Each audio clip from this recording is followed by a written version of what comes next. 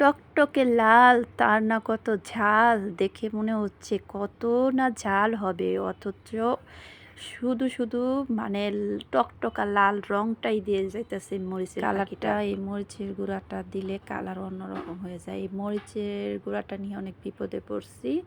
টকটকা অনেক, কিন্তু ঝাল না বেশি একটা। আসসালামু আলাইকুম, কেমন আছেন সবাই? আশা করি ভালো আছেন। আল্লাহ তাআলার অশেষ রহমতে আমরাও ভালো আছি, আমাদের দেশ মোটামুটি ভালো আছে। তাই সকলে যে যেখানে আছি আমরা বলি আলহামদুলিল্লাহ। তো আজকে পুঁই শাক দিয়ে ইলিশ মাছের মাথা রান্না করব। অনেক দিন ধরে ভাবতেছিলাম, ওই দিনকেও রান্না করছি। তো গতকালকে এই পুঁই শাক আনা হয়েছে বাজার থেকে, ভাবলাম পুঁই শাকও যখন আনা হয়েছে ইলিশ মাছের মাথা দিয়ে তো রান্না করি, তরকারিটা রান্না করি। আমার আবার পুঁই শাকের সাথে অনেক কিছু মিশিয়ে রান্নলে ভালো লাগে, যেরকম আলু, কাঁঠাল বিচি, এই আর কি। আর বেশি কিছু দিলে ভালো লাগবে না। তো কাঁঠাল বিচি ছিল ঘরের ভিতরে, কাঁঠাল বিচি দিয়ে দিলাম। তো আপনারা যারা আমার মতন এরকম পাঁচমিশালিভাবে তরকারি রান্না করে খাইছেন তারাই জানেন এর স্বাদ কী, আর যারা না খাইছেন তারাই রান্না করে খাবেন। তো এরকমভাবে ইলিশ মাছের মাথা দিয়ে রান্না করলে খুব মজা লাগে।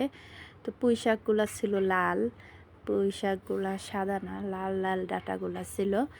তো আমার শাশুড়ি মা আজকে আর কাঁঠাল বিচি ঘষাঘষি করলাম না, আমরা এরকম করে সামান্য একটু আঁচ দিয়ে দিলাম তরকারিতে।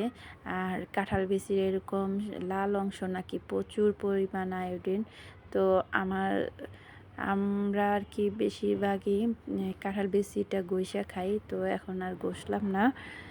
তো দিয়েছি হাঁড়িতে, এখন আমি কষাইতেছি। তো এদিক দিয়ে আমার আরেকটা রান্না ছিল সরিষা ইলিশ। তো সরিষা ইলিশ আমি একদিক দিয়ে পুঁই শাক চড়াইছি। আজকে ইলিশ দিবস, মানে আজকে ইলিশই রান্না করব, আর কোনো মাছ বের করলাম না। তো মাছটা অনেক ভালো, অনেক তেল বেরোইছে। তেল আমি দিছি একটু, মানে একটু বেশি, কিন্তু অত বেশি দিনে যেরকম তেল বেরোবো। মাছটা অনেক ভালো, আমার শাশুড়ি মাও বলতেছিল মাছটা নাকি ধোয়ার সময় অনেক তেল তেল লাগছে। তো মাছটা প্রচুর মানে অনেক সুন্দর ঘ্রাণও বের হয়েছে। আর এই সরিষা ইলিশটা আমি রান্না করছি, সবার কাছে অনেক ভালো লাগছে, বিশেষ করে কাউসারের বাবার কাছে অনেক ভালো লাগছে। উনি সরিষা ইলিশ রান্না করতে বলছিল, তার জন্য রান্না করলাম। আমি কিন্তু সরিষার সাথে কাঁচামরিচটা ব্লেন্ডার করে দিচ্ছি, কারণ কাঁচামরিচ এরকম ফাইড়া দিলে অনেক বিচি বিচি হইতো, এর জন্য আমি সরিষার সাথে ব্লেন্ডার করে দিচ্ছি। তো তেল উঠার কারণে কীরকম লাগতেছে জানি না। আর এদিকে আমি পুঁই শাক দিলাম। পুঁই শাক রান্নাটা কষানি প্রায় শেষ, যেহেতু শাক পানি তো উঠবেই, এর জন্য আর কি পানি শুকানো সম্ভব না, তাহলে আর আমার পানি দেওয়া হবে না।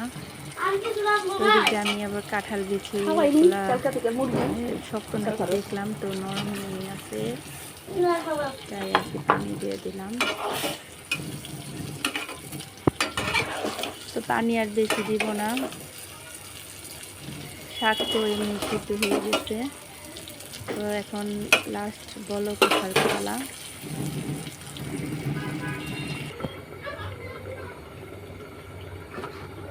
তো এই যে আমার রান্না করা কমপ্লিট, আমি আবার একটু দেখব, সব কিছু নাড়াচাড়া করার পরে দেখি যে কাঁঠালের যে বিচিগুলো আছে ওই বিচিগুলো এখন পুরোপুরি সিদ্ধ হয়েছে নাকি, তো ওইটা আর কি দেখবো। আলু তো সিদ্ধ হইবেই, কারণ আলু সিদ্ধ না হওয়ার কোনো উপায় নেই। আর কি বলবো, বর্তমানে যে আলুগুলো বেরিয়েছে মাঝখানে কালো কালো থাকে, সিদ্ধ হইতে চায় না সহজে। এই আলুগুলো নিয়ে অনেক বিপদে পড়া লাগে। তো আমি আমার কাছের খালারে আলু ছিল, আর মাঝখানে কালো বেরোলে আলু কাইটে কেটে নিয়ে আমি অনেক আলু মারে দিয়ে দিচ্ছি।